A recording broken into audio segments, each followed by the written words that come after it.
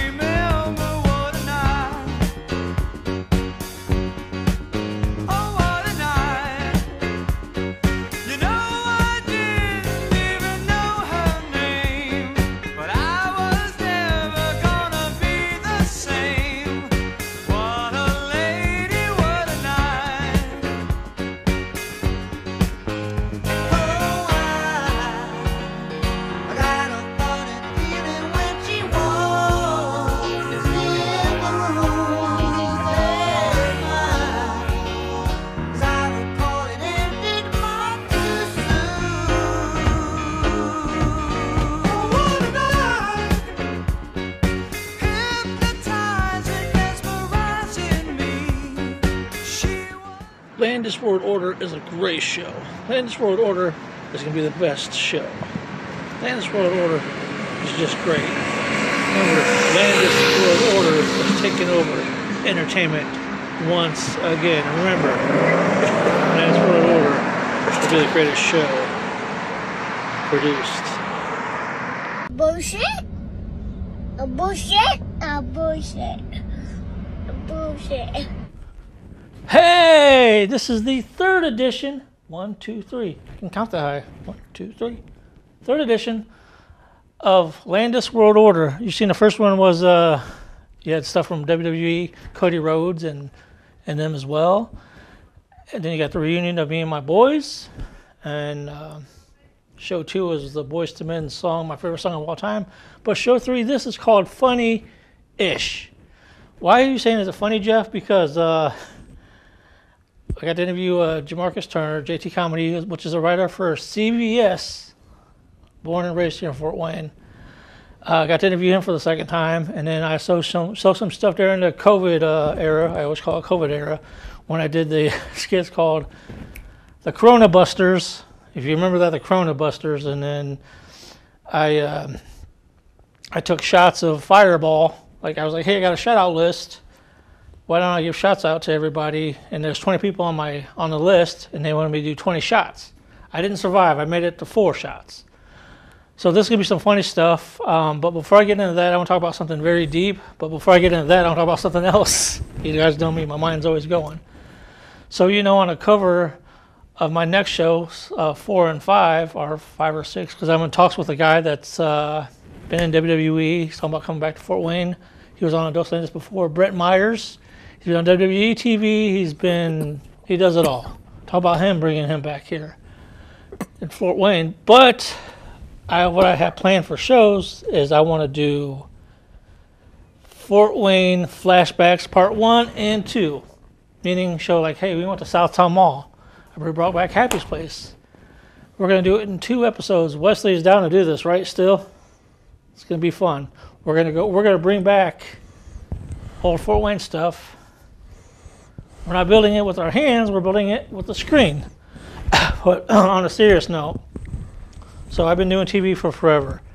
And I'm, a struggling person. I've struggled through a lot of stuff with financially stuff right now. And I was maybe I should start charging people to be on podcasts and appearances and stuff like that. Because I've gotten paid on for appearances for some things. And people started laughing at me. I'm like, why are you laughing at me? People are saying you look like I'm nothing, and it upsets me because look at my history. I've been in radio stations, newspapers, music videos, local movies, and I made a Fort Wayne history magazine book, a Fort Wayne history book. Who has a name in a history book that much? And whose interviews countless celebrities such as Ron Jeremy. My list can go on, but yet I looked at it as a joke. That just drives me nuts. But you know, I'm about done with everything, man. I just don't get it. I don't understand why you guys are doubting me. I mean, Wait a minute. What are you doing here? What are you doing? This is my show. Can you see the words LWO, Landis World Order? This is my show. I'm William Steele. This is Steele the Spotlight. This is my studio. I run this, Jeff. You are violating big time here. This is my studio time because this is my stage. This is my stage. You're on my stage right now. You're on my time, you know. Right here, Landis World Order. You see it? LWO. You see me? I'm mic'd up. We're ready to go. We're ready to start a show. And here you are telling your story about, you know, or your guest, your wonderful guest. We love your guest. We love your show. You're a legend. Thank you. I appreciate that. But now what? What are you going to do? We're going to share the stage. We're going to share the spotlight. I'm William Steele from A&E, Inmate to Roommate, Steele Spotlight TV show, and he's trying to steal my show. How does that work out for you? You ever heard? How does that work out? You ever heard of the word karma? You steal stuff. I steal your spotlight, but no, just kidding. I mean, this guy is awesome. He's one of my favorite guests, William Steele. Thank you. Yeah, check his stuff out, man. Again, like I said, guy's a class act. I got his book today. Gonna read it. Yep. I got a picture with the book. I'll send you that here later. But anything else say to the fans out there? That's right. Check out the books, Sex and the Serial Killer, My Bizarre Times with Robert Durst, and Glenn, Sensational and Pure. That's a book that I wrote about my unfortunate relationship with Glenn Maxwell. Unfortunate. And you'll see in this book things you've never seen in the media. I'm not allowed to call to action, but they're available on Amazon. Check it out. Check it out. But also, too, before we're on here, you talk about Still Spotlight. Now, again, last time I interviewed you was on my final show on A Dose of Landis and on Wesley TV and whatever platform we get on. We're on platform right now. Tell us about Still Spotlight real quick. Still Spotlight real quick is a local inspirational show where I'm having people that have an inspirational story to tell, local celebrities, local singers, people that have done time, turned their lives around. You're making movies, you're doing, we have A-list actors. My co-host is Samantha Markle, which is Meghan Markle's sister. So check it out. Like you check his shows out. We support each other. Thank you. All right, this has been Landis World Order. Hopefully you guys enjoyed this crazy, funny show. Welcome to Landis World Order. We are taking over Fort Wayne, Indiana, Landis World Order. You guys remember Channel 10, right? I'm sure you remember Channel 10, don't you? Hell yeah, I remember Channel 10. Oh my gosh, some crazy shows on Channel 10. Some starring you. Yeah. Me never. Come on, no. One or two. I was the innocent one in that station. Not when I got the phone calls on Monday night or Tuesday mornings. But anyways, my guest this evening is Marcus Turner from JT Comedy. How's it going, man? It's going good, man. I'm going pretty good, man. How you been? Still alive, kicking it. It's been a different kind of year for me, but it's been great. We haven't talked since last year. Yeah. They made me story editor on the show, which was great. I had a great year. I was on set a lot. I got to really be involved a lot. And then they cut the budget of the show by half, and they had to let go half the writers. So I'm one of them. Wow. Yeah, it's okay. No, I got some really great big stuff. As soon as this strike thing is over, I got some big stuff I'm working on. So I'm not super upset. All right. Again, in entertainment, I know you were doing it in Hollywood. Again, in all kinds of entertainment, no matter if you're local, national, or whatever, there's always a game plan. Because if you don't have that game plan, then you're like, well, what am I going to do next? Yeah, I can't afford to be lost for I can't afford to be out here like trying to figure out my next steps. So I like to plan them well ahead. So they gave us notice though. This was not like a surprise or anything like that. They gave us notice. In fact, we found out on my birthday, which is in January, that by April they would be letting go half the staff. We didn't know who exactly, but we had some good ideas. So I started planning with my agents and my managers as soon as we heard, and we've been running. We've been really running since then. The strike isn't.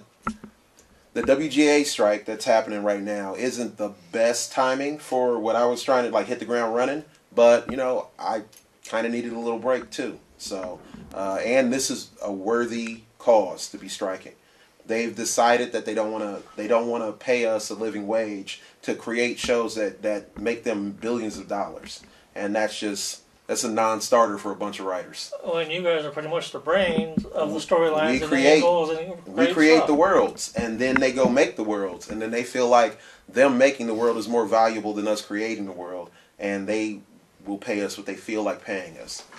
And well, that's just not gonna work for us. That's unfair because you guys are pretty much, like I said a couple minutes ago, you guys are the brainstorm for the celebrities and the big names who do these story And angles. the celebrities that you see out front that are advocating for us, they understand that. They understand where their bread and butter, and that we put the words into them, and not like they're incapable of talking. Yeah. But we write the things, and then they act the things. That's their job. They're actors, so they act the things. But we have to write them first, and that's what we do.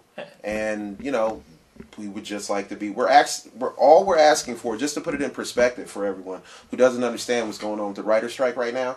We're not asking for 20, 30, 40% of their profits. We're asking for 2%. We're asking for 2% of their profits. We're asking for the same amount that we're asking for as an entire group of 10,000 is what one executive got at HBO Max last year for a bonus. And that should It's equal to you guys. That's Wow. that's the equivalent of what we're asking for. If you break up his bonus that he got at the end of the year and you just give it to the writers, there would be no strike right now. We are asking for residuals on when you watch something on streaming, right?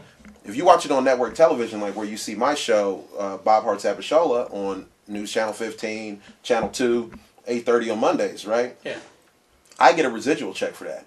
In the mail, every month, I get a little check, and it helps me with my bills, it helps me with my expenses, it helps me, a very, very helpful check. Yeah. Right? A lot of the writers that you see, Netflix, they don't do that. They pay you one time, and then that's it. And you don't get any more off of that. Even if you created the show, you won't get any more off of it. You can't sell it anywhere else. It's their exclusive proprietary property. And contracts. Yeah, that's just what it is. And they're trying to make it.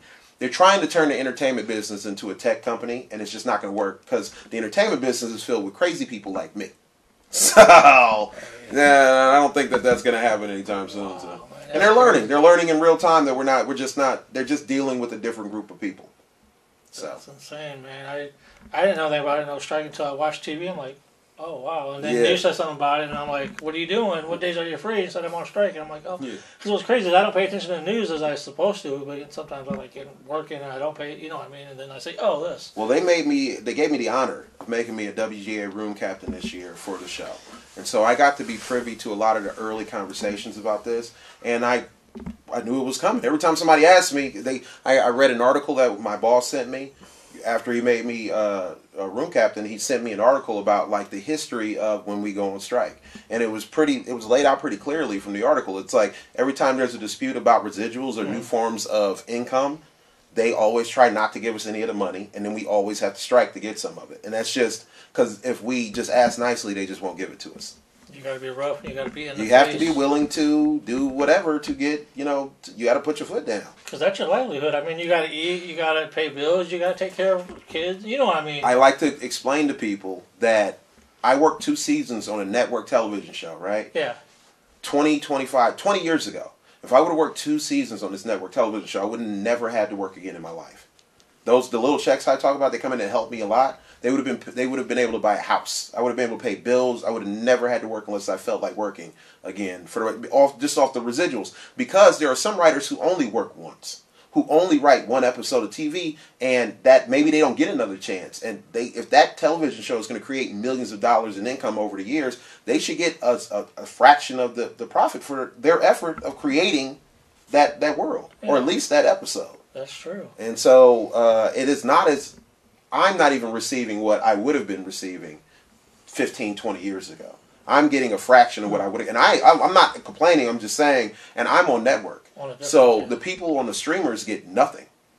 Those streamers pay no residuals. They get nothing. They get, if a studio owns a streaming service, before a studio would sell a TV show, they would go, well, we own the TV show, but we want to sell it to News Channel 15. We want to sell it to this channel. We want to sell it to that channel. We want to sell it to that channel. It's that's how they make their money back.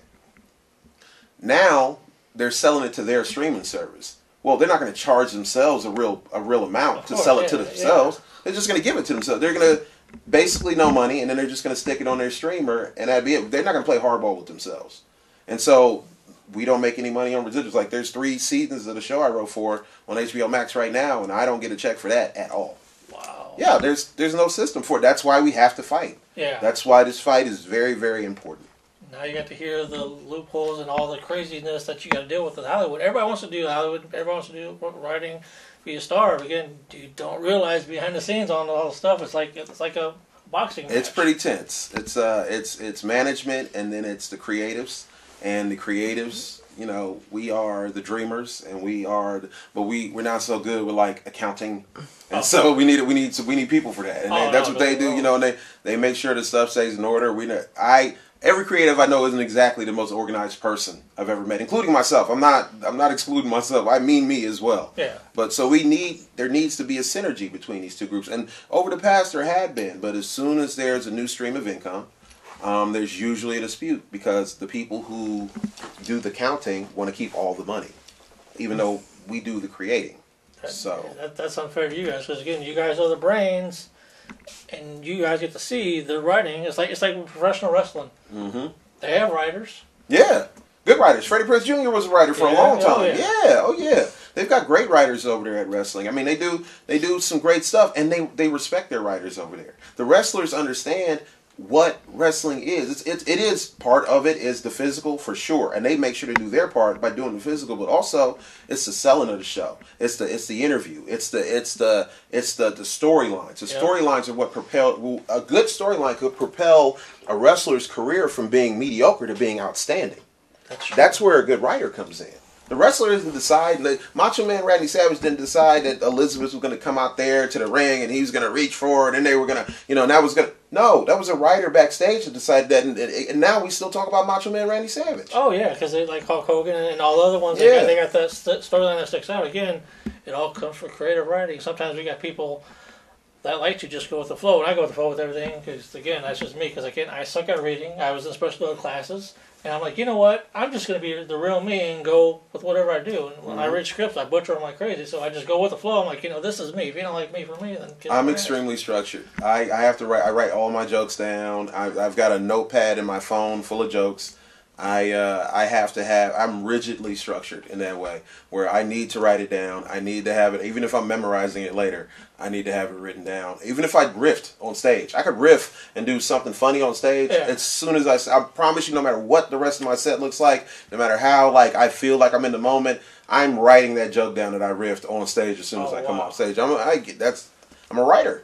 Speaking of that, you're coming back for Fort Wayne Finest Part 2? Yeah, Fort Wayne's Finest 2. It's actually, you know what? It's the second annual Fort Wayne's Finest because from now on, every year, I'll be hosting this event here. It's about getting... there's so many local Fort Wayne comedians who are hilarious. And so many people around this area. The Ohio, Southern Michigan, Western Indiana, Southern Indiana. This area here, it's such a huge talent pool. Even I probably will reach as far as Indianapolis. And I want to bring comics up here to, experience, not just for everyone in Fort Wayne to see these extremely talented people, but for also to give these extremely talented people an opportunity to shine in a way that they hadn't before. This is a 700-person theater. It's a gorgeous space downtown at the United Arts Theater. And I like giving these people the opportunity to perform in that space. Someone who's never performed in anywhere but a bar. Yeah. They finally get to perform in a real theater space at a real show, and I like giving that to them. So who's all on the this year we have a hilarious lineup. We have Stacey Stark. We have who is just one of the funniest people in Fort Wayne. Definitely is Stacey Stark. Subtle, sarcastic, but hilarious. Right? Mm-hmm. We have Jesse McIntyre. He is probably, I would call him our wild card, except for we have Isaiah Gray on the show as well. I that's what I'm saying. So we have 2 wild cards on the show. We got Jesse McIntyre, who will be playing Get Back Guy for our other wild card, who is Isaiah Gray, and then we have Jared Scott. And Jared Scott, if you don't know him, he's been doing Peppers and Punchlines around here lately. Yeah, that is amazing. He does an amazing show. That's his whole cloth creation. That's his baby. But also, he's a hilarious comic. Jared Scott is the secret weapon of this show. Where you're going to be able to watch this show and you're going to go to it and he's going to blow you away, I'm sure. Like, I love all the comics on this show. I think they're all excellent. I would not have picked them if they were not. I just know that people are less familiar with Jared's work than other comics that are on the show. So I can't wait to expose him to them. So when is the date and time? May 27th. Doors open at 7, but there will be food trucks. I just left from over there, so I just found out there will be food trucks out there around 5 to 5:30. So you can come out, you can get some food, and get your ticket, and then go ahead and sit down. The doors are open at 7. You'll sit down, and you're gonna have a great show. They serve alcohol, stuff like that, and there will probably be an after party. I'll have to announce it as soon as I figure out a venue. Well, let me know. Again, like I said, I'm willing to work with you whenever you're here. Absolutely, you know I will. I can't wait. Yeah, I'm definitely gonna tell you. I'm bringing you your shirts and tickets down here, man. Let me tell you. I'm gonna tell you. So the Mad Ants are leaving. Yeah. Oh yeah. Speaking since we're talking about Fort Wayne talent in general, so I was on Facebook and I was just going down because again, Facebook used to say everything. Yeah, so Mad it's like Ants, a local newspaper. Yeah. That's what I use Facebook for. Is my when I'm in LA, Yeah. I use Facebook as my local newspaper. My national newspaper is Twitter. My local newspaper is Facebook. If I want to know what happened locally, I go to Facebook. If I want to know what happened nationally, I go to Twitter. Yeah. So. I went down and I said Fort Wayne Mad Ants moving to Noblesville, and I'm like, Noblesville. yeah. What? That's what it said on Wayne TV site. Why? So after, do they have a stadium down there or what? I don't know. I'll tag you in it when I get done. Yeah. But I was like what? So for we have a lot of. And why they were done up there and you didn't see them from? Yeah. So it's like we have a lot of great things. Again, we're in we both grew up here in Fort Wayne. Yeah. And there's been a lot of changes. But man. Dang, the Mad Ants. I mean, that's like in Fort Wayne, Indiana, not having a basketball team, even if it's just semi-pro, is ridiculous. I mean, we're the home of the Fort Wayne Pistons. We are where basketball started in the Midwest. We were, I think, one of the first champions for the NBA. Like so. To have another team leave like this, it's just really sad. I found out when you told me when I walked into the studio. I couldn't believe it. I just can't believe. I think there's a lot of turmoil going on with the local organizations. I'll bring another one up after we get done talking about this one. Yeah. Like, you remember the Fort Wayne Fury? Master Yeah. P played Hell yeah, I Kevin remember Nash. the Fort Wayne Fury, man.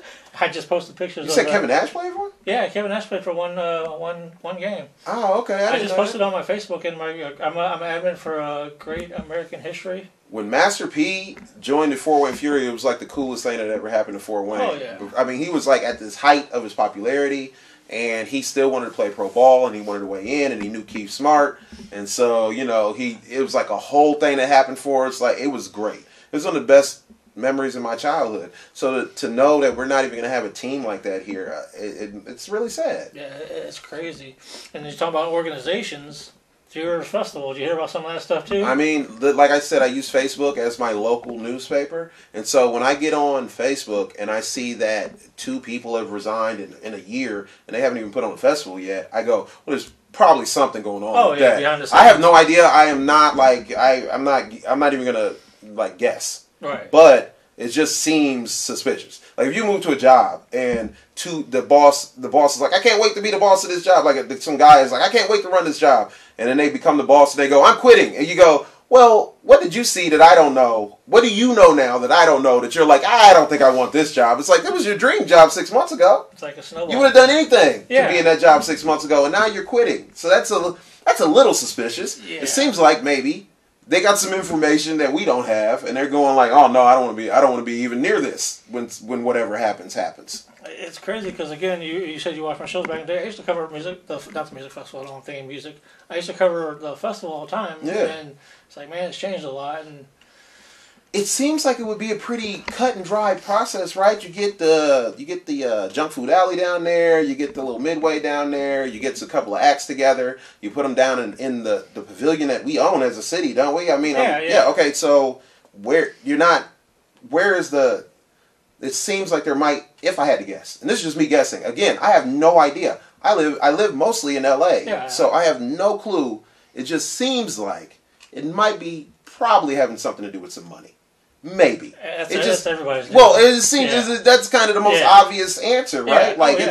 Okay, so it's not the festival is like the festival is the festival. It does itself. So why are all these people like, what is going on here? I'm guessing eventually someone is going to dive into the finances of the festival and stuff. And looking at some of that stuff, and maybe they're going to find some stuff that is the reason why these people just keep quitting.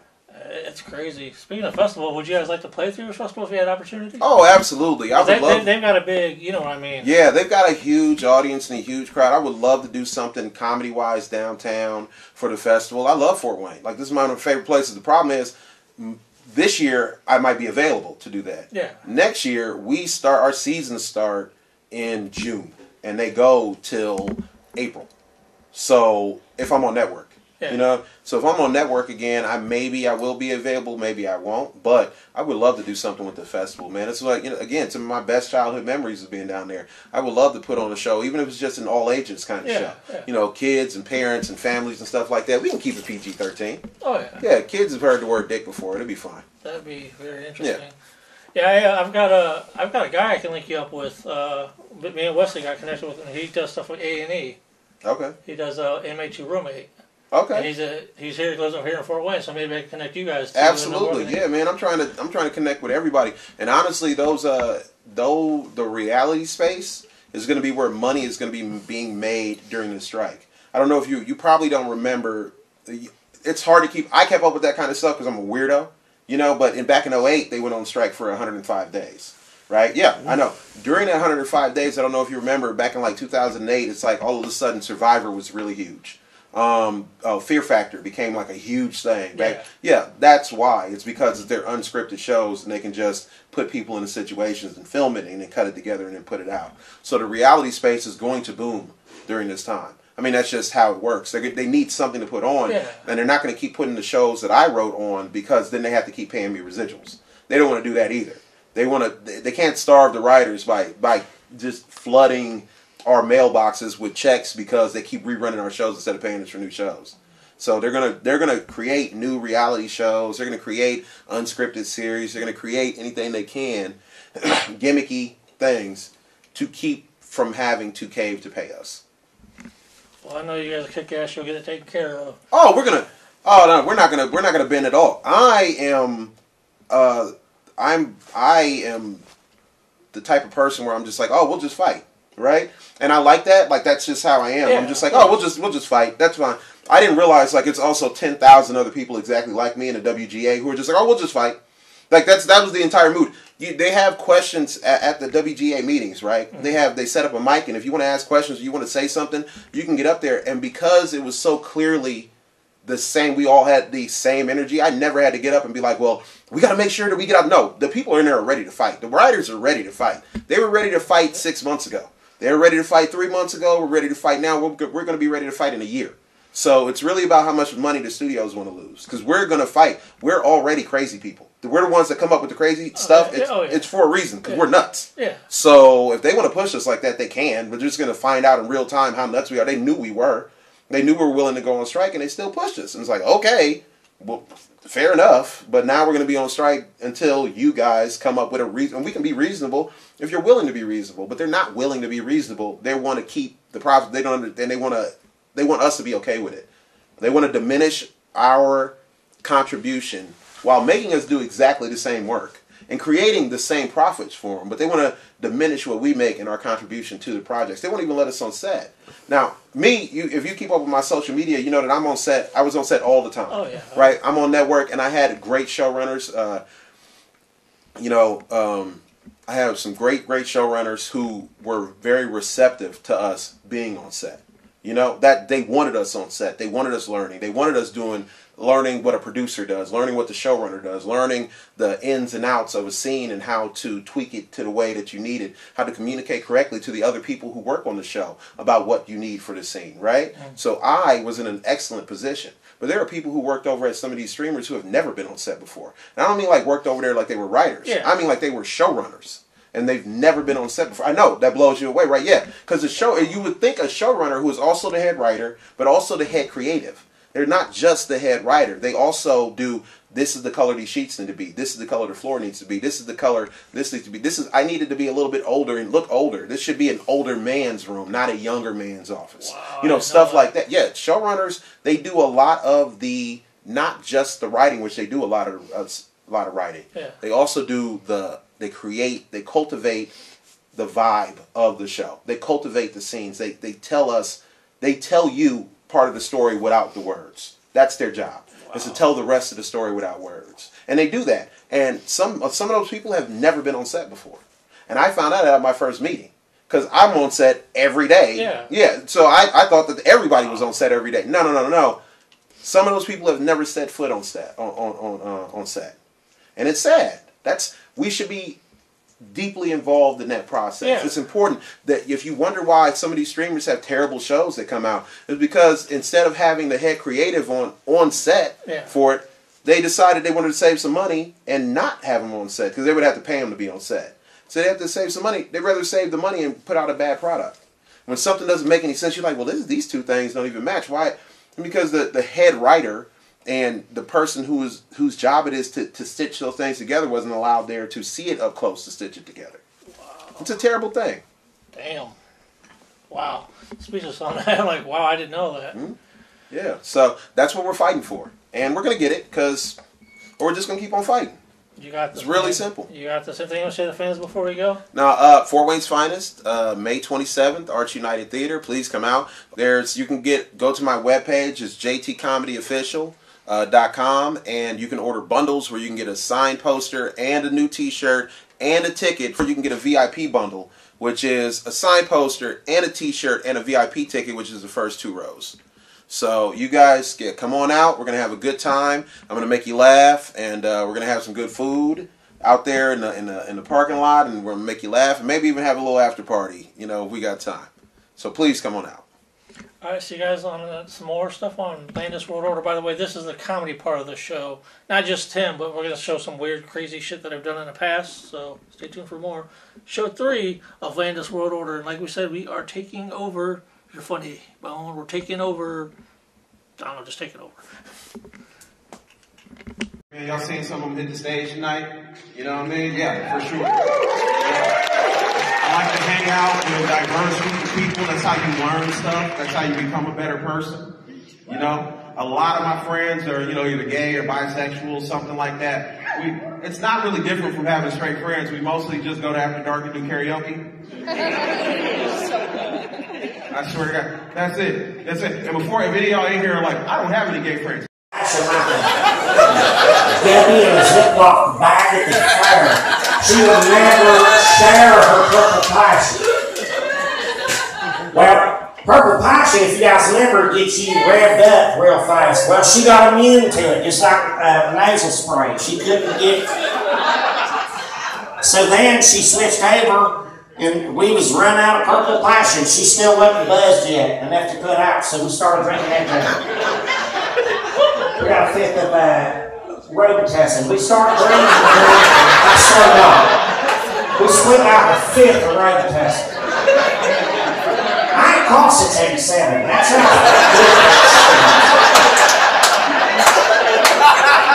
Well, then all of a sudden, you guys remember when you used to fucking drink, remember, you get drunk real fast, but then you come down even faster. It's like a fucking log ride. Well, so as soon as she starts sipping on that Robitussin, she's like, I got an idea. How about we synchronize our money shop to the one on the VCR? We said her dad's camper had a fucking VCR, Be Kind, Rewind, all of it. Well, I was like, fuck, I'm in, I'll raise you a bit. I'll synchronize it like fucking fireworks. Well, she's like, okay, so. Hey, what's up? Welcome to Landis World Order, where we break rules and take names. I'm kind of breaking a rule now on this big-ass chair. Fall backwards. I can fall like right in the field. Yeah! But no, I'm scared shitless, I'm not going to lie. It's big and I can fall over that way. But again, I'm Jeff Landis. I do crazy shit, so... But anyways, we will talk about Fort Wayne Fury. Fort Wayne Fury. But anyways, okay, I'm like shaking. I don't want to fall. But anyways, as I was saying, we're going to talk about Fort Wayne history of basketball. As you guys know, talking to Jamarcus Turner yesterday and scrolling down Facebook, Mad Ants are gone. But remember, they had the Fort Wayne Pistons, which was a major NBA group as well. We're going to show some Piston stuff, some Fort Wayne Fury stuff, showing stuff from Master P. Ladies and gentlemen, here is Landis World Order's Fort Wayne flashback. We're going to be doing flashbacks as well, like I did on Dos Landis. Here is the Fort Wayne basketball history. Hopefully I don't make history and fall and scared. Help! Don Graham may just be the world's biggest Pistons fan. I was always a sports fan, always a nut for sports. You're probably picturing professional basketball right now, and you'd be correct. But if you're picturing Detroit, you're looking a little too far north. The Detroit Pistons actually began life in Fort Wayne, Indiana, as the Zollner Pistons. The team was named after industrialist Fred Zollner, who, not surprisingly, made his fortune making pistons. And it was the Zollner Pistons that thrilled Don as a kid. We had a 4-model Philco radio in the living room. Nobody else in the family seemed to be all that interested, but I would listen to them on the radio whenever I could. And the Pistons had some legendary games, including one record-setting win against the Lakers. Back then, Minneapolis Lakers was the powerhouse of the league. So Fort Wayne figured there's one way maybe we can beat them, and they stalled. In the final period, they were a point behind, 18-17. Larry Faust took an inbounds pass, took a 25-foot shot. He just banked it off the backboard and went in. 3 seconds left. Pistons won 19-18. And it's gone down in history as the lowest scoring game ever, and still is today. For years, the team played at Fort Wayne's Northside High School gym, which only held about 3,000 people. It was so compact. The stands and the fans were sitting almost down on the floor. Not that that was a bad thing. When you got to the Coliseum, it was just kind of wide open, and you're sitting way back, and took something away from it. I don't know. That was built mostly because of the Pistons and moved the Pistons into a bigger arena, draw bigger crowds. As it turned out, it didn't draw bigger crowds. And that's one of the reasons Fred moved the team to Detroit after the 1957 season. And after the move to Detroit, some Fort Wayne residents forgot about their NBA past, but not Don. So about 25 years ago, he began collecting all things Pistons. I don't know which was the first piece I bought. It might have been a program. But I got started, and it's like, once you get started, it's Katie by the door, because it's just not going to stop. I've done a lot of auctions, been to a lot of antique shops looking for this stuff. Probably at least 3/4 of the stuff that ever existed is gone. It's unbelievable how much stuff gets pitched. But it's also amazing how much stuff is still out there. He's collected programs, ticket stubs, and lots of photos, all neatly organized in 3-ring binders.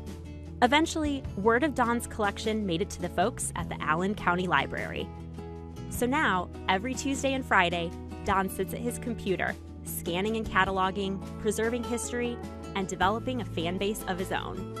Don's my idol. I mean, Don is lucky enough to have had a lifetime hobby that he's been able to do even more with after he retired. It's going to be a tremendous gift to the community, what he's doing, and he loves it. I mean, he just absolutely loves it.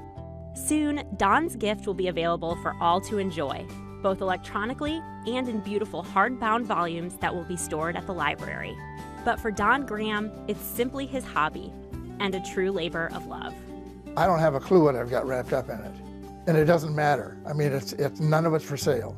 It belongs in Fort Wayne. It's part of Fort Wayne's history, sports history. So it belongs in Fort Wayne.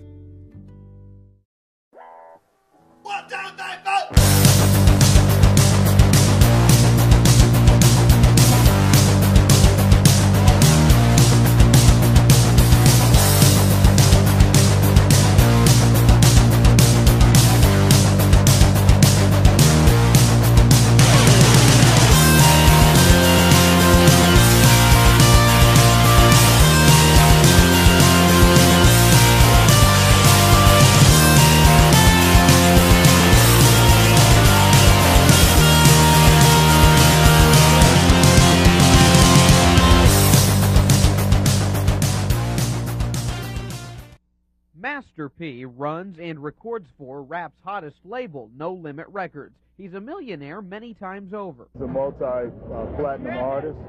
He sold somewhere in the neighborhood on his last album 6 to 7 million records. But for now, music will have to wait. Master P can play. He was a high school All-American and now he's earned a spot on the Fury, a team coached by his old friend Keith Smart. You think it's a publicity stunt? Yeah, exactly. That's what I think. And the team owner admits that's partly the case. We're hoping that it has an impact on the kids and we get a different crowd in here than what we've had in the past. Judging by the turnstiles, it's working. The Fury sold out their home opener for the first time in 2 years. You probably wouldn't be at this game if Master P wasn't here. No, I wouldn't. Master P is energizing the rest of the CBA too. The Fury are packing him in on the road. In fact, when they visited Rockford, it was that franchise's first ever sellout. So the question is, why would somebody who's already climbed to the top of the music world want to start his way from the bottom up in pro basketball? And will he have the patience to do it? His dream has been to play basketball. He's dedicated to it. He's shut his business down, so he's made major sacrifices. Do you ever see if Master P goes into a slump getting rid of him? I doubt it. I think we'll just work a little extra with him. Mark Mellinger, News Channel 15. This is not a surprise, Zach. You and I both know that. It was probably hastened by the pandemic when they went to that situation where they were playing half their games down there and half of their games here. The players didn't stay here. They weren't able to do as many things actively in the community here. It was going to happen. Dean Pantazzi stopped by the 21 Alive studio Monday afternoon to weigh in on the big shift in our local basketball scene. The Mad Ants have played their final game in Fort Wayne. The team's set to move to a new arena getting built in Noblesville. Suddenly, abruptly, the Summit City loses a piece of its sports landscape.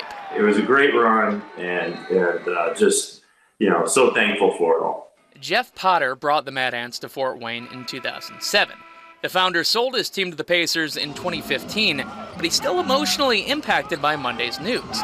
He's not surprised, though. The move to Noblesville follows a trend throughout pro basketball. And I'm sure the Pacers have their reasons, but I just think if you look at the league overall, you'll see more and more teams trying to get their G League team closer. Last month, the Magic announced that they were moving their G League team from Lakeland, which I think is about an hour away, to Kissimmee, about 20 miles or so away. Portland's new G League team that they're going to be getting will be playing at the University of Portland. So proximity, I think, was a factor as well. Dean Pantazzi shares his take, noticing a disconnect between this team and the Summit City over recent years. The previous ownership, and actually this ownership early on, before it became what it is now, the players were active in the community. And I know they've tried to do that, but it's just not happened. And when you don't get active in the community, it's not the same. Although the local ties may have loosened, Pantazzi says Fort Wayne will notice this change. Pro basketball has been here for the better part of 25 or 30 years, so people got used to it, and first with the Fury, then with the Mad Ants. Now that's gone. The sudden departure leaves local fans with no proper send-off, just memories, moments in time, none greater than the team's D-League championship back in 2014. It was the definition of a labor of love, and just the basketball was great, the championship was great, all the things we did was great, but just all the people that you get close to. The team will play one more season as the Mad Ants with every home game in Indianapolis. After that, the franchise will adopt a new name for its move to Noblesville in 2024.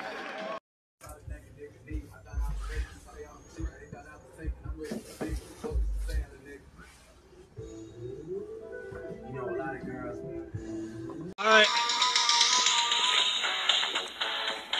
Follow me, come on.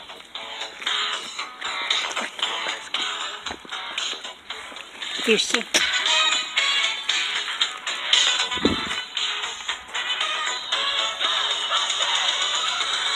something strange in the neighborhood.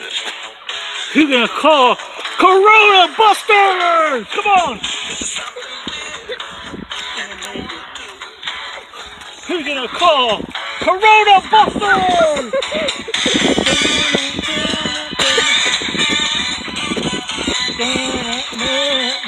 I ain't afraid of no Corona.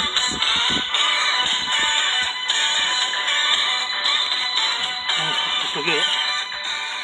Afraid of no Corona.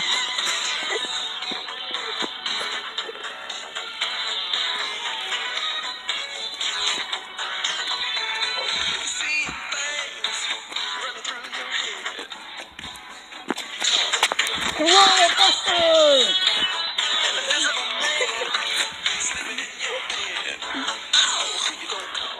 Corona Busters!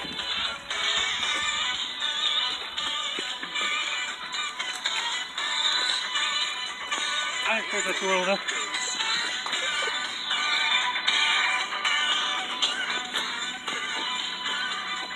I for the Corona.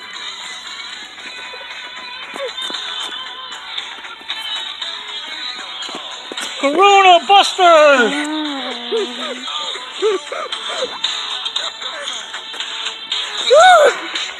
Corona Busters! Straight no Corona. Okay, stop it. You guys know by now that I'm taking some time off, so yeah, everything now will be YouTube exclusive. YouTube exclusive, yes. Don't forget to watch A Dose of Landis, September 25th, live call-in show. But like I said, for now, we are YouTube exclusive, so the only way you can see this stuff is on Facebook and YouTube, not on TV. Wait, I'm at Meyer. Check all this good stuff out. Damn, Meyer must be hard on money. Very hard on money or something. Oh, wow. When did they start selling porno? I guess now Meyer sells porno. How convenient workplace. Oops, sorry, can't be too graphic. Wow. You can go to Meyer and buy this for $17. Oh my god. Hold on, is this... Oh, this is legit. So I guess Vivid Porno is working out with Meyer now. Holy shit. Well, not only can you have a hard and good time by getting Viagra and free porn for me, but this place sells it too. Hey, yo, my name is Jeffy O. Hey, my name is Jeff. You know, all those people out there, there's been tons of giveaways with money, all kinds of things, all kinds of craziness with giveaways. You know what? I feel so bad all those people that liked and shared the Tyler Perry thing of what's going on with Tyler Perry. I mean, busloads of money, busloads of everything. But you know what? I'm going to make that up to you. You're thinking, well, hi. How are you going to make that up to me? Give you this gold chain I'm wearing? No. What I'm going to do is make it up to you. A lot of you people like to reprocreate and have fun. So what I'm going to do is I'm going to be giving the Viagra and free porn giveaway. Yes, Viagra. Yes, you will have a chance to win this Viagra right here in my hand. Viagra right here, legit Viagra. See how this Viagra right here, bam. And also you'll be able to get free porno. Yeah, right here. There you go. Yeah, there you go. So all you got to do, you can get hard and have fun at the same time. Have fun and get hard at the same time. So ladies and gentlemen, all you got to do is take this video, like it, and share it. By the way, just because I made this little thing on Facebook, I am in Facebook jail. All my fans want to know. I'm in Facebook jail because of this and this. So like I said, all you guys want to help me build out of Facebook jail. Like I said, like and share for free Viagra, which is right here in my hand. Free porno, which is in my hand right here. Legit free porno right here.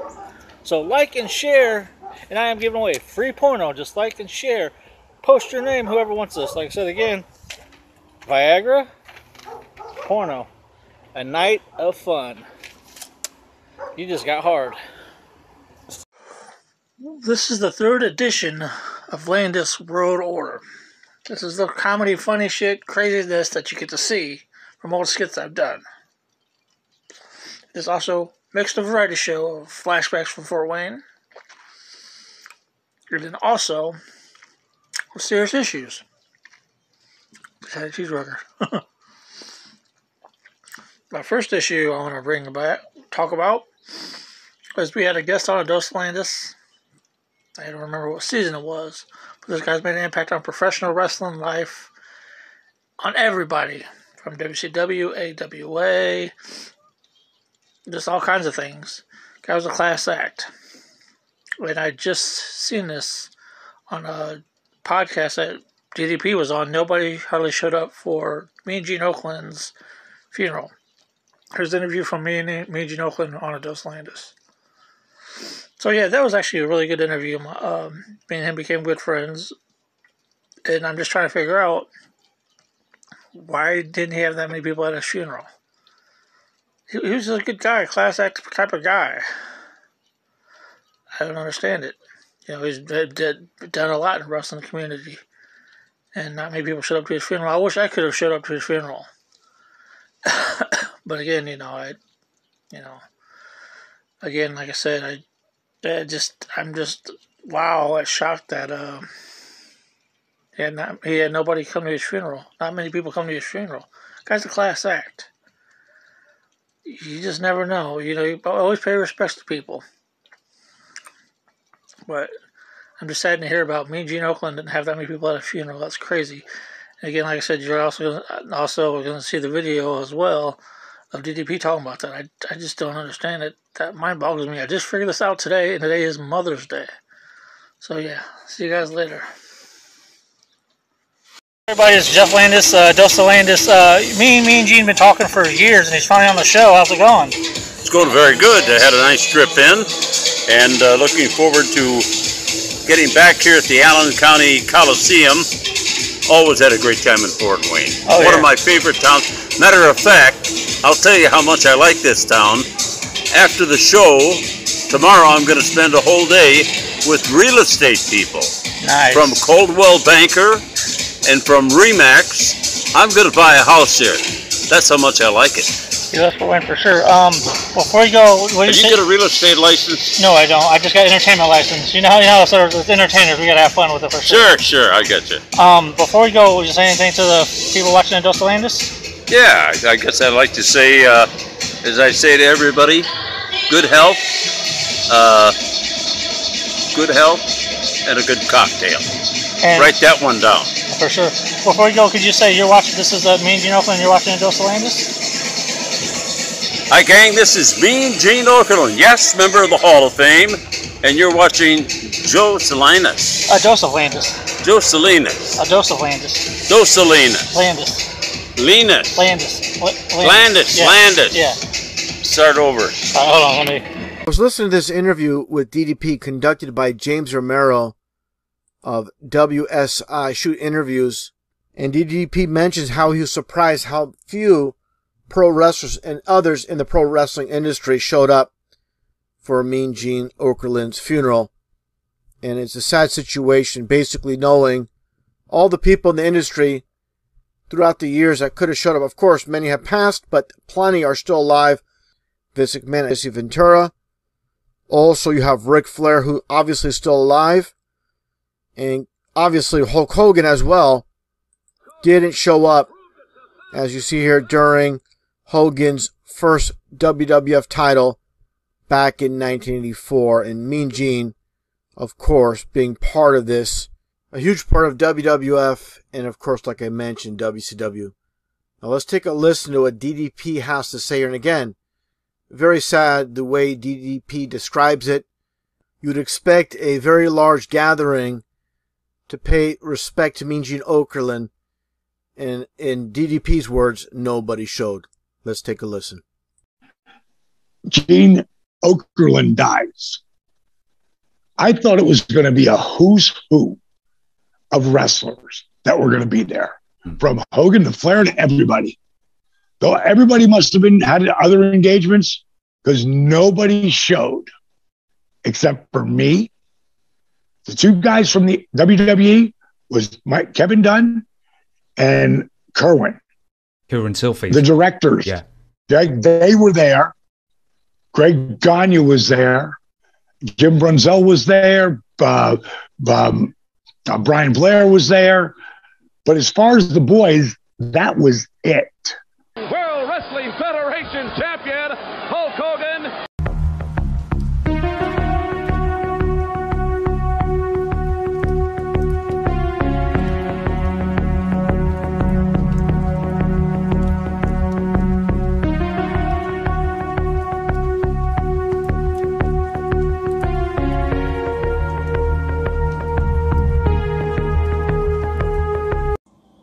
What's up, everybody?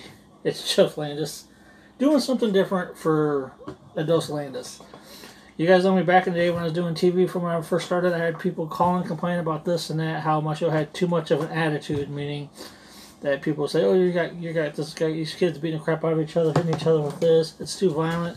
He's cussing. He's showing his ass on TV. He's doing all kinds of crazy things on TV." Well, I dare to be different. I realize that there's been a lot of things missing from my shows lately. Try the LWO shirt, Landis World Order. Buy him. Check him out. Justin Holland. Facebook. Look him up. These things are hot. See how hot that shirt is? These shirts are hot as Fireball. Not the wrestler, but Fireball itself.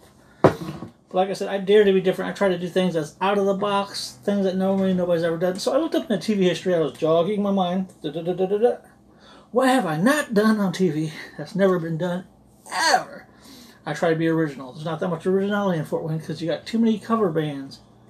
I better not get into that because then I get so much heat for that. But it's like, what have I never done on Dos Landis before that nobody's ever done on TV? Why not do a shout-out list? I believe, and the people out there who's watching my show supported me since day one, I believe, giving back. I may not have millions of dollars. I might just have this money to give back to people. But I was like, why don't I do a classic old MTV, B106, Hot 107, WME style shouts out list? I was a fan of that as a teenager. I used to do that on the Jeff Landis show back when I started. I was like, why don't I do something different? So I discovered this a couple weeks ago. Fireball is one of my favorites. This is a bigger bottle. See, Fireball. Fireball! It's fire! I like that. That's cool as hell. But I was like, why don't I do a shout-out list of names of people that support me and who wants to see me do something crazy. So I'll do a shout-out list with... Yeah. So here's the shout-out list. People of names I wrote out. So there's 16 of them. And I was counting these. 16 of these. So I fill 16 of these things up. Now, mind you, I'm now 39. Turned 39 yesterday. I could drink beer. I could drink alcohol. I'm in my own home. I'm not going to leave after this. I promise you, I'm not going to leave after this. I'm going to be very, very responsible for what I'm drinking. 16 shots for the shots out list. And I remind you, this is going to be on a Dos Landis. Yeah. And the song that's in the background is going to be Sean Stockman's Left Right. It's a good song. So I got 1, 2, 3, 4, 5, 6, 7, 8, 9, 10, 11, 12, 13, 14, 15, 16. That's kind of cool how I came up with 16. So here I go. Shot glasses. I'll show you guys I'm doing it. Legit one. This is one shot glass. 1.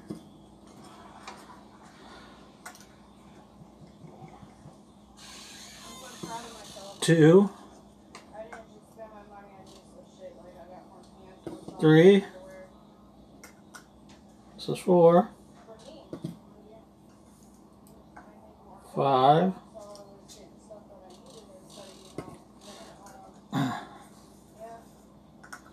6.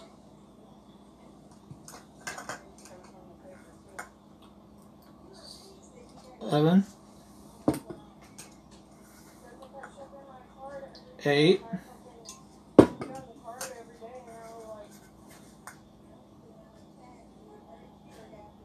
9. I'm not a rare drinker. I don't drink a lot anyway. 10.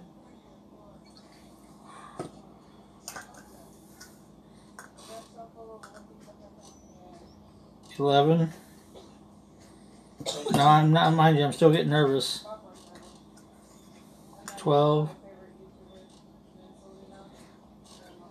Yes, I can count.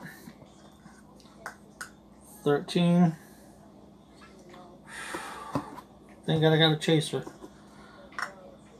14. 15.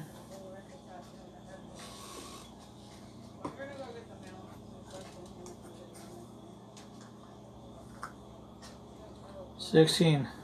16 of these shots. Legit.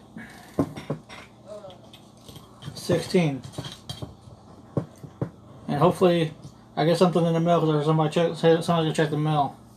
Oh, look, it's like halfway gone.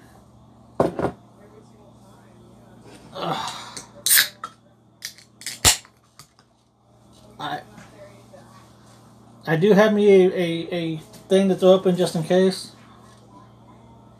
Got me a chaser.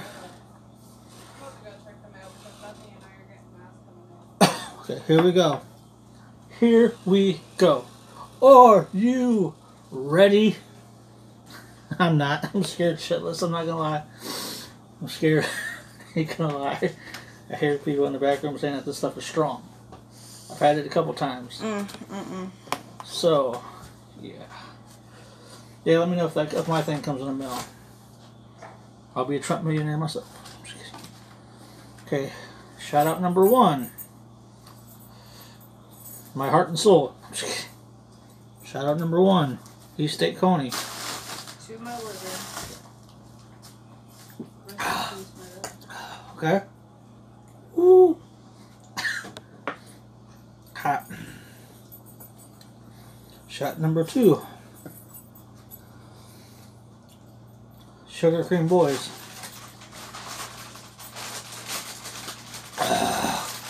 Oh. Ooh.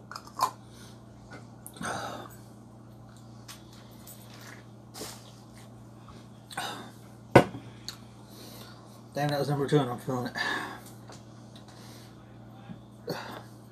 Wonder if I'm going to regret this or not. Shot number 3, Brandy Davis. Oh. Damn.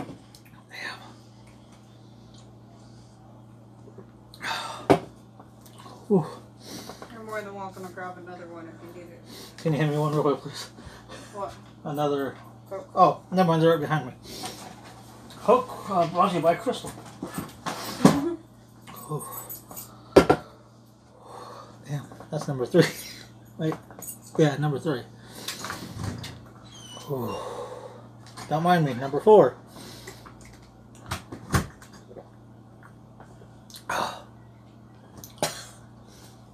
Ooh. Ah.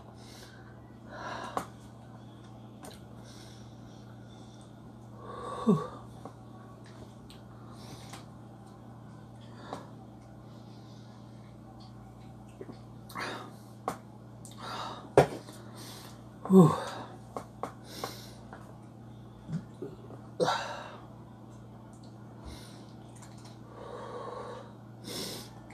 Now, mind you guys, I don't drink that often. Damn. I'm at 4. I'm not even halfway there yet. Still on 4.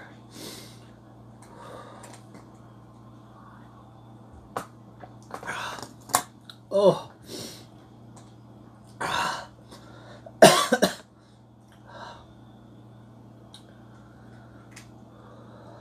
Damn. Can I do 5? Ooh. Damn it.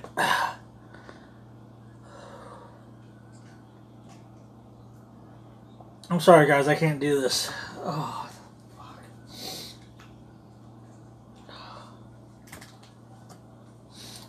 4. I'm able to do 4.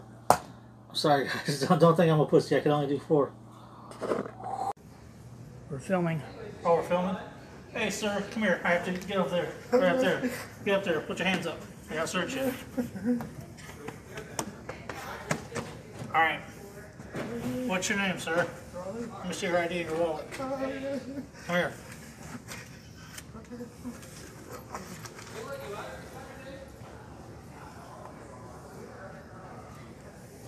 Sir, give me your wallet. Okay. Okay, sir. Yeah? I'm taking you to jail.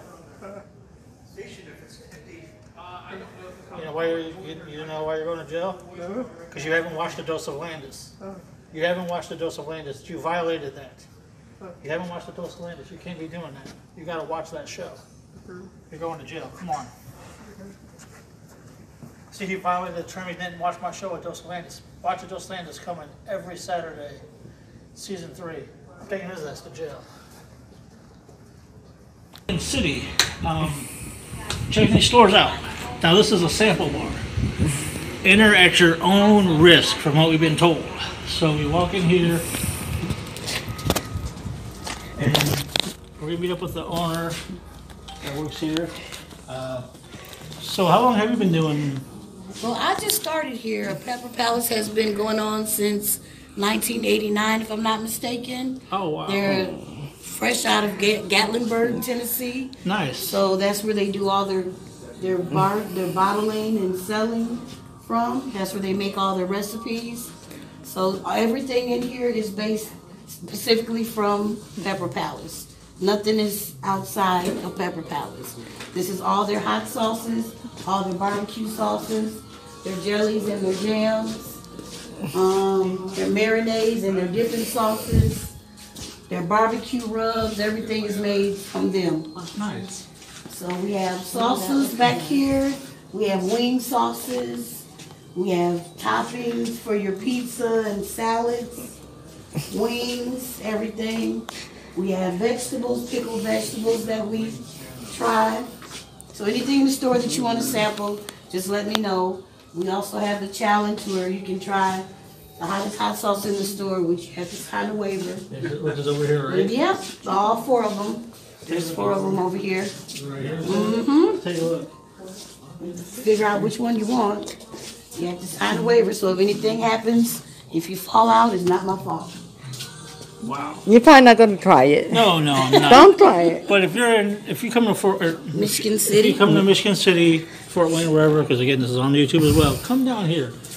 I'm not going to touch that. I will warn you. You can call me any name in the book, but I will not touch that. I don't.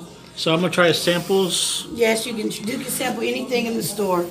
Your hot sauces, your extreme heat, are your first 2 squares right here. And then it kind of calms down, goes a little bit down as the further you go. So. They want you to jump in the hot stuff first. Yeah, that's what I think too. But some of your barbecue sauces, they're pretty warm. So a lot of your rubs are warm. Most of the sauces are warm. So it's up to you how you want to spend your day. Okay, so I'm going to try it. Unless they don't want to. So I'm going to use the cups are over. No, there's the spoons right in front of you. Yes. The sampling spoons right here. Oh, okay. There you go. Push me Use left. as many spoons as you want. Just make sure that if it says hot, believe it's hot. Grab one. 2 more. Just make sure you read the labels properly. Oh, no, I will. Because they're hot. This is the extreme. Extreme. Not doing the extreme. Just like in LA. Everything I know. Pepper. You can't sample anything in the store. Yeah. You can smell it too. You smell Well, it. everything's hot. Mm-hmm. But I mean, if it has a hot, it'll basically tell you like this one, hot sample, so you know it's hot. You know, medium, mild, this. X hot, yeah. Just have to read. I'm reading before I. Please try Yeah. the blueberry. It's the best one. Now I'm gonna try this one. This is a medium. And the little spoons and stuff on the Yes, hot. Don't burn yourself. shelves. There's big spoons, little spoons. We have salsa and chips back there for sampling. So. Thank you. You're welcome. Okay. Ooh. How was that one? Ooh, yeah. I mean, it's not hot. I'm going for the ones that say medium. Here's a medium. I'm gonna try the clam chowder. Oh, clam chowder. Again, like I said, we just started just some of the stuff that we're filming.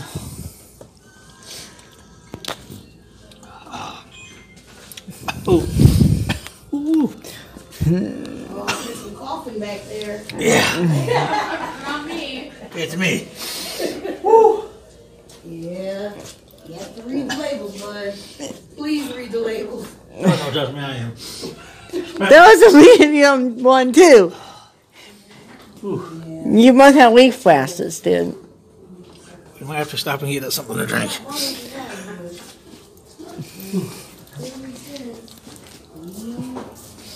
Here's the sauces. Some of the other ones, some of the ones that kind of top with your salads and stuff, they're really good. Yeah, these say extra hot, so I don't know. To make it good. Don't know. Besides the whole bottle of dressing.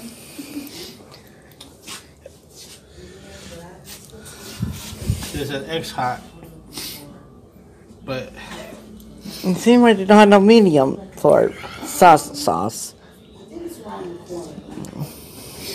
Everybody that comes that way got a person. try this. Don't time. Get me yourself sick.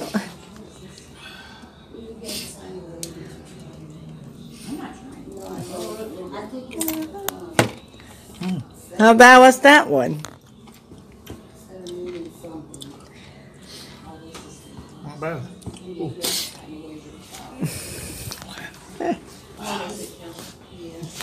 He's not trying everything. That's a few things. You know, it's really, really bad. I know. Oh my God. Cajun seasoning. I'm going to use this for my show too.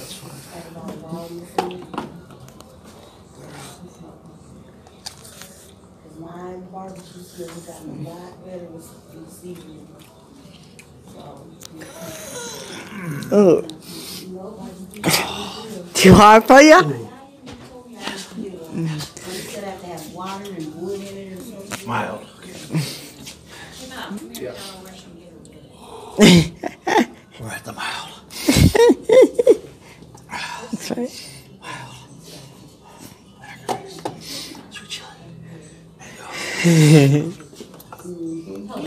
Yeah, because that's because That's what you're trying now? Honey got it. Woo. Yeah, we're going to definitely make a stop soon.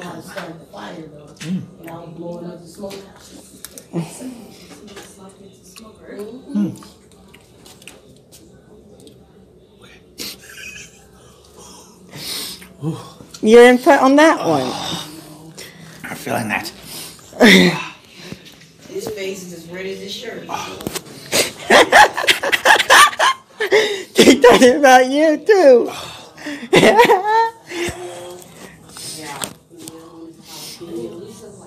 Oh my God.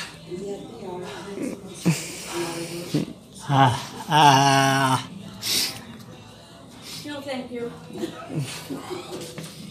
There's jelly beans too. No, I'm not trying those. The guy came in and bought the jelly beans for his daughter's Easter basket. Or did she survive Easter? You need some water? Yes, please. And no, I'm not daring myself to do that. No. No.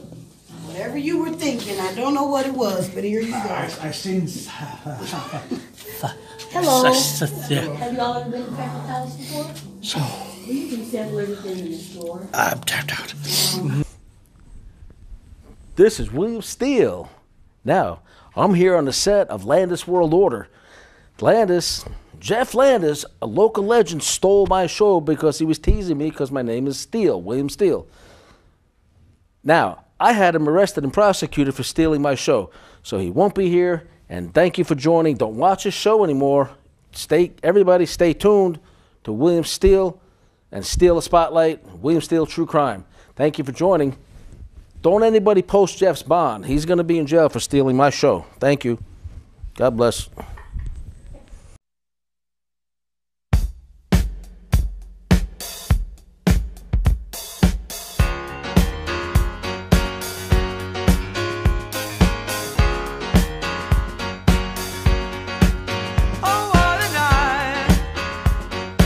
Late December back in '63. What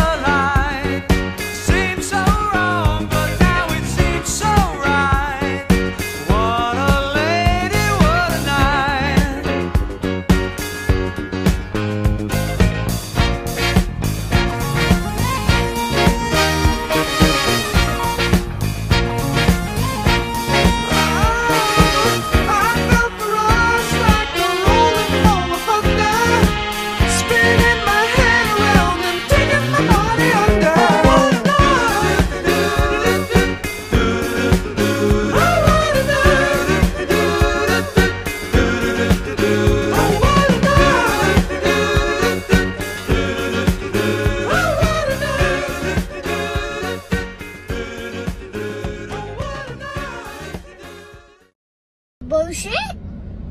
A bullshit. A bullshit. A bullshit.